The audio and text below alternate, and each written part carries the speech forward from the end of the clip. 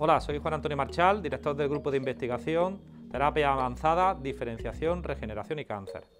Nuestro grupo está formado por diversos miembros que tienen titulación en distintos grados, es decir, es un grupo multidisciplinar y el principal foco de nuestra investigación es una investigación que sea translacional, es decir, que lo que investigamos en el laboratorio lo podamos trasladar a los pacientes en el menor tiempo posible.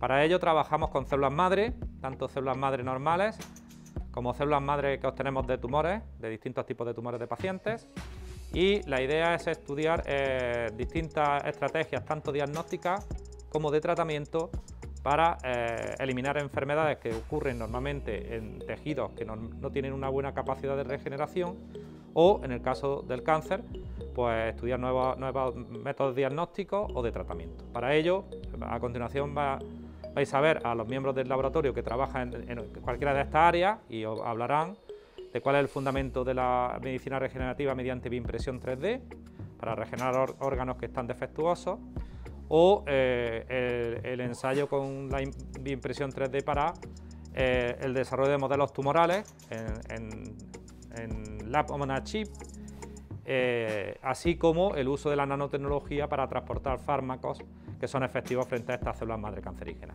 Espero que os guste y que veáis la importancia que tiene en trabajar de distintas áreas del conocimiento para solucionar problemas que afectan a las personas y que podamos darle esa solución. Pues esta es la parte de medicina regenerativa. Nosotros somos encargados de generar tejidos mediante la ingeniería de tejidos. Esto consiste en generar órganos o tejidos usando nuevas tecnologías como puede ser la bioimpresión 3D, en el que utilizando los elementos, los componentes principales de la ingeniería de tejidos, que son células, biomateriales y factores de señalización, pues se pueden generar órganos que se asemejen lo máximo posible al tejido nativo de un paciente, con el fin de sustituir al tejido dañado o ayudarlo en su funcionamiento. Para ello, lo que se utiliza hoy en día, como hemos dicho, es la bioimpresión 3D, la cual permite generar mediante un sistema de extrusión capa a capa diferentes biomateriales con células para poder mimetizar al máximo el tejido a generar. Como ha dicho mi compañera, en bioimpresión 3D utilizamos diferentes biomateriales que se van desarrollando. Ya pueden ser materiales blandos como los hidrogeles o materiales sintéticos más duros como ácido poliláctico o policaprolactona, que pueden dar un andamiaje más resistente dependiendo del tejido que queramos producir. La tecnología de bioimpresión 3D lo que nos ayuda es a poder disponer en los tres ejes del espacio, X y Z, una determinada disposición de las células y los biomateriales para obtener tejidos complejos. Un ejemplo sería el de obtener células madre en una capa, fibroblastos en otra capa y queratinocitos en la tercera capa para obtener un sustituto de piel. En otro ejemplo, también podemos utilizar materiales que tengan ciertas propiedades mecánicas para generar un tejido como el cartílago que no tiene capacidad regenerativa intrínseca muy potente. Aquí os presento el segundo sistema de bioimpresión que tenemos en este laboratorio, que a diferencia de la bioimpresión tradicional, esta utiliza una luz láser, en este caso una luz ultravioleta adaptada a nuestras líneas celulares, que puede proyectar una serie de máscaras y hacer patrones de mucha resolución en nuestras biotintas. En este caso, en lugar de tener una jeringuilla que se va posicionando en una posición específica preseleccionada, aquí lo que hacemos es, tenemos una piscina con todo nuestro biomaterial y nuestras células, y con una luz hacemos que eso se solidifique. Y este es otro sistema de bioimpresión que nos permita estructuras mucho más finas, más pequeñas, orientadas al sobre todo tejido cardiovascular y neurológico. Bueno, el proyecto que llevamos a cabo nosotros con esta bioimpresora es la impresión de tumores on a chip. Los chips son estos dispositivos que tienen un surco dentro donde vamos a imprimir el tumor, la biotinta. En este caso nosotros imprimimos células madre tumorales de cáncer de mama y ponemos cubiertos por una capa de células endoteliales que simularían lo que es la pared de un vaso sanguíneo. Este chip tiene un sistema por dentro donde transcurre el fluido, que en este caso pues es medio de cultivo. Entonces podríamos hacer modelos de metástasis o intravasación en estos chips. Y un poco el objetivo final son llegar a hacer modelos autólogos de cada paciente para cribado de fármacos o estudio de estos procesos fundamentales del cáncer en tumores adaptados a cada paciente. Bueno, pues nosotros nos dedicamos en el grupo de investigación a la parte de nanopartículas, en nuestro caso son nanopartículas lipídicas, para encapsular fármacos para llevarlos dirigidamente frente a células madre cancerígenas de diferentes tipos de cánceres, como pueden ser páncreas, mama o colon. Entonces nosotros hacemos diferentes tipos de nanopartículas, ya sean de aceite de oliva, pueden ser de ácido malínico, que es un componente de la aceituna, y en general son nanopartículas blandas o sólidas, depende del tipo de lípido que lleven, en el cual nosotros podemos disolver en el interior de estas nanopartículas un fármaco y modificar su superficie para que éstas vayan por el torrente sanguíneo dirigidas específicamente a las células que son las responsables de la metástasis y la recurrencia del cáncer, que son las células madre cancerígenas. En este caso yo voy a hacer nanopartículas de aceite, ¿vale? Las cuales están compuestas de diferentes componentes. Para el núcleo de las nanopartículas vamos a usar aceite de oliva virgen extra, ¿vale?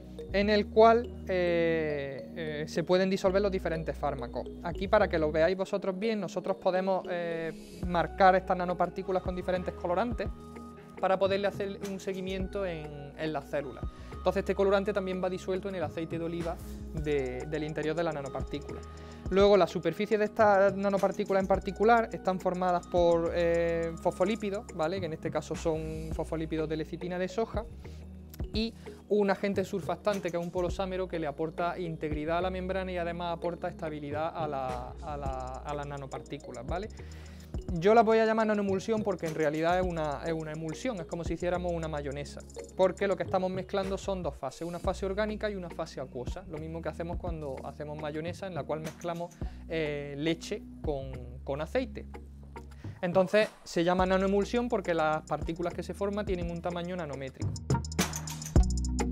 Entonces lo que vamos a hacer es, ya tenemos disuelto los fosfolípidos en etanol, vamos a disolver también un poquito de aceite de oliva en ese etanol y vamos a mezclarlo todo en acetona, que seguiría siendo una fase orgánica. También vamos a coger este colorante rojo y lo vamos a disolver también en esta fase orgánica. A continuación, aquí tenemos una fase acuosa con el polosámero, ¿vale? Y lo único que vamos a hacer cuando tengamos todos los componentes de la fase orgánica disueltos, los añadimos a la fase acuosa y automáticamente se forma la nanoemulsión. Y ya tendríamos hechas nuestras nanopartículas de aceite de oliva. Vale, pues las nanopartículas que acaba de sintetizar mi compañero son de aceite de oliva, es decir, son unas nanoemulsiones. Sin embargo, también podemos utilizar compuestos sólidos para sintetizar este tipo de nanopartículas. En este caso, yo utilizaré ácido malínico, que es un lípido sólido que se extrae de la piel de la aceituna. Este compuesto, además de servirnos para sintetizar las nanopartículas, también presenta actividad antitumoral, por lo que va a tener un efecto ya también en las células.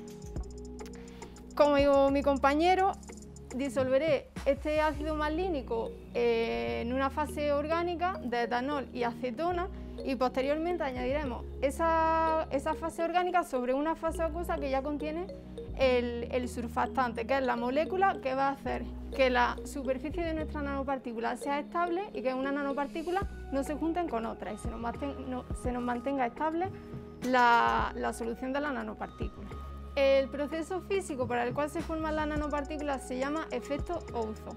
En este proceso lo que pasa es que cuando tenemos un compuesto insoluble en agua, como es el aceite o el ácido malínico, entra en contacto con el agua, precipita o forma una nanoemulsión en el caso del aceite, con lo cual cuando mezclamos nuestro compuesto insoluble en agua disuelto en nuestra fase orgánica con la fase acuosa, el lípido va a precipitar y el surfactante se va a colocar en la superficie de esos precipitados y va a estabilizar las nanopartículas.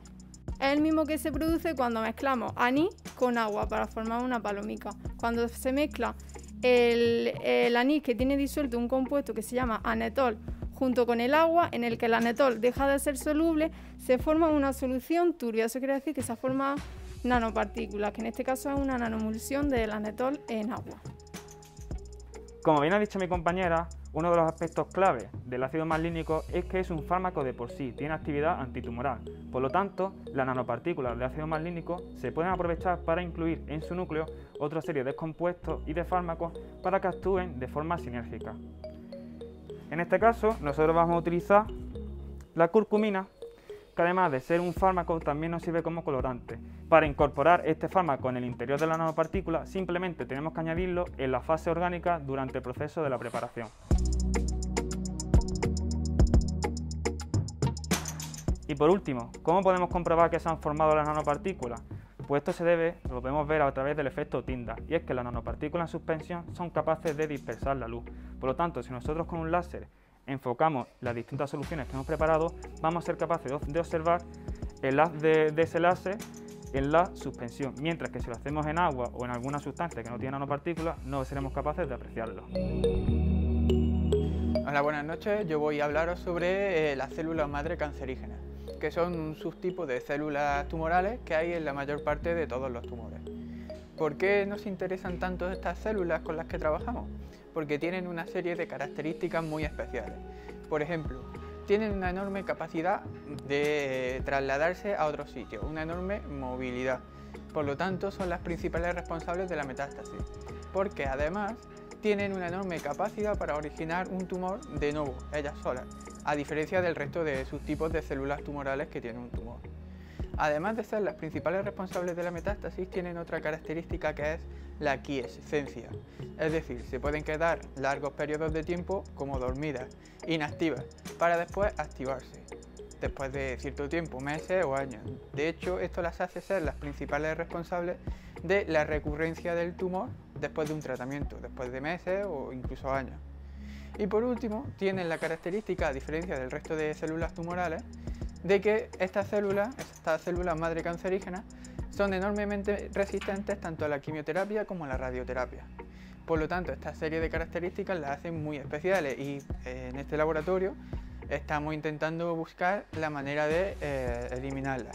Las vías de tratamiento son fundamentalmente dos: tratamiento directo para tratar de eliminarlas y la segunda vía de tratamiento es tratar de debilitarlas. Es un tratamiento adyuvante, hacerlas menos móviles para que no sean capaces de metastatizar con tanta facilidad o hacerlas más sensibles tanto a la quimio como a la radio, que son los dos tratamientos más habituales que se les da a los pacientes oncogénicos.